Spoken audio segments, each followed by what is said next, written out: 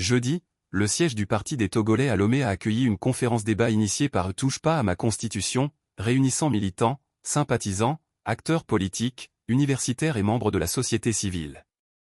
L'événement avait pour objectif de dresser un bilan des 20 années de gouvernance de Faure Gnassingbé, qui a accédé à la tête du pays après la mort de son père, le général Eyadema. Un bilan qui, selon les intervenants, laisse un goût amer sur tous les plans. Des transformations sociales inquiétantes selon le professeur Togoata Apedoama.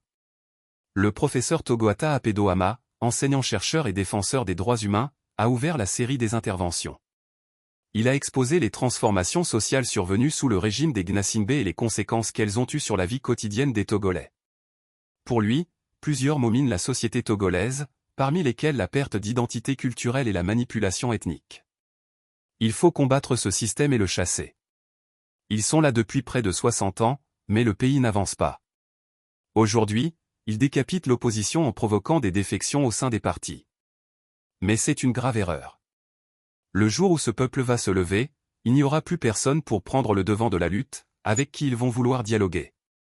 Et le peuple, tel une marée, va les raser, a averti le professeur, appelant à une résistance active. Un échec économique flagrant, selon l'économiste Uruakpo Tchaniao. L'économiste et coordonnateur du mouvement Lumière pour le développement, LPD, Uruakpo Tchaniao, a dressé un constat alarmant des politiques économiques menées sous le régime de Faure Gnassingbé. Selon lui, toutes les initiatives de développement mises en place, de la stratégie de croissance accélérée et de promotion de l'emploi, SCAP, au plan national de développement, PND, sont un échec retentissant. Il a particulièrement dénoncé la corruption au sommet de l'État, la privatisation des sociétés d'État et la politique d'endettement comme moyen de redresser l'économie. En 2024, la dette publique du Togo a atteint 4 217,73 milliards de francs CFA, soit 69,16% du produit intérieur brut, PIB. Ce ratio se rapproche dangereusement du seuil des 70% fixé par l'Union économique et monétaire ouest-africaine, UEMOA, a souligné l'ex-député, mettant en évidence les dangers économiques auxquels le pays fait face. Les droits de l'homme bafoués, selon Urojikpa Tchatikpi.